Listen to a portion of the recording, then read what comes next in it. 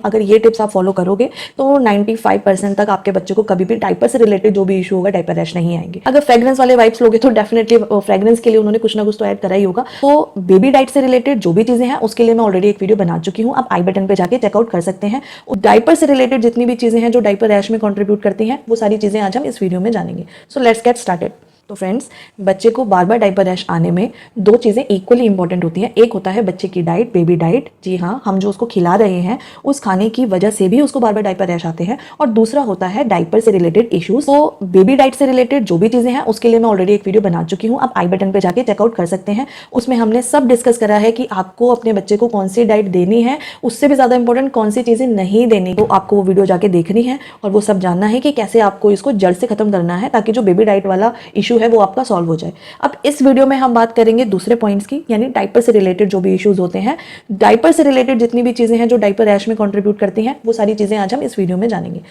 तो सबसे पहले बात करते हैं कि डायपर रिलेटेड जितने भी इश्यूज हैं जिनकी वजह से बच्चे को बार बार डायपर रैश आ रहे हैं, उसमें सबसे पहला होता है कि बच्चे के जो डायपर्स होते हैं वो वेट होते हैं। ठीक है, बहुत बार ऐसा होता है कि जो बच्चे के डायपर हैं वो हम लोग टाइमली चेंज नहीं कर पाते। ठीक है, और उसकी वजह से जो बच्चे का डायपर है वो काफ़ी देर तक वेट रहता है और उसी वेट डायपर में बच्चा बहुत देर तक रहने की वजह से जो मॉइस्चर बनता है बच्चे के बम वाले या थाइज वाले एरिया में, वहाँ पे बच्चे को डायपर रैश आते हैं। तो सबसे पहला काम तो आपको ये करना है कि आपको हमेशा चेक करना है, फ्रिक्वेंटली चेक करना है कि आपके बच्चे का डायपर जो है वो कितना भर गया है। और अगर आपके बच्चे को डायपर रैश ज़्यादा होते हैं तो आपको अपने बच्चे के जो डायपर है वो फ्रिक्वेंटली जल्दी जल्दी चेंज करने चाहिए। ठीक है, तो ये तो आपको सबसे पहले ध्यान रखना है कि कभी भी अपने बच्चे को वेट डायपर्स में ना छोड़ें।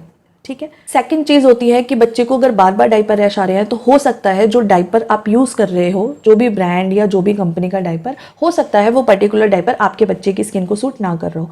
मैंने ऑलरेडी अपनी प्रीवियस वीडियोस में बहुत बार बताया है कि आपको अपने बच्चे की अलग अलग स्टेज पे, अलग अलग एज में, अलग अलग कंपनियां और अलग अलग ब्रांड के डायपर्स की जरूरत पड़ेगी। बट ट्राई करके देखिए, हो सकता है अगर आप कोई न्यू ब्रांड का डायपर मंगाएंगे, कोई और कंपनी का डायपर मंगाएंगे तो उसके डायपर रैश ना आए या फिर कम पड़ने लग जाए या फिर ठीक होने लग जाए। ठीक है, तो वो आप जरूर ट्राई कर लीजिए।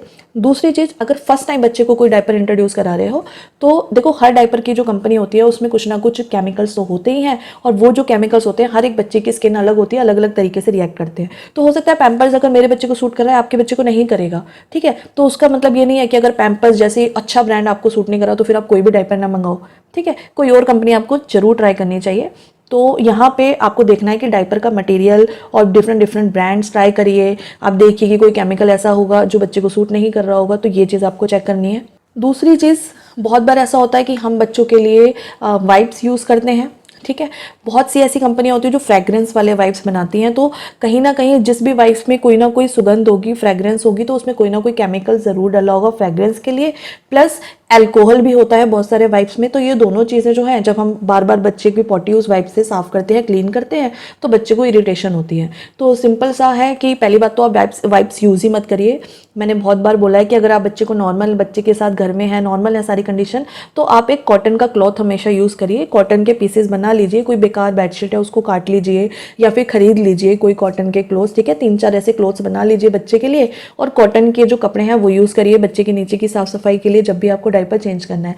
बट इन केस आप नहीं कर सकते हो, आप वाइप्स की तरफ भी जा रहे हो, तो वाइप्स जब भी खरीदें हमेशा ध्यान रखिएगा कि जो वाइप्स हैं वो नॉन अल्कोहलिक होनी चाहिए, उनमें अल्कोहल नहीं होना चाहिए, प्लस कोई फ्रेग्रेंस नहीं होनी चाहिए। अगर फ्रेग्रेंस वाले वाइप्स लोगे तो डेफिनेटली फ्रेग्रेंस के लिए उन्होंने कुछ ना कुछ तो ऐड करा ही होगा, तो वो भी हो सकता है आपके बच्चे को सूट ना करे। तो ऐसे वाइप्स लीजिए जिसमें कोई फ्रेग्रेंस ना हो, जिसमें कोई अल्कोहल ना हो। ठीक, और सबसे इंपॉर्टेंट तो है कि आपको अपने बच्चे की जो नीचे की साफ सफाई है उसका ध्यान रखना है। डायपर रैश अगर डायपर की वजह से होते हैं तो जो भी मैंने रीजन बताए हैं ना, उनमें सबसे ज़्यादा, सबसे मोस्ट इंपॉर्टेंटली अगर कोई चीज़ होती है तो वो होती है इम्प्रॉपर हाइजीन मेंटेन करना।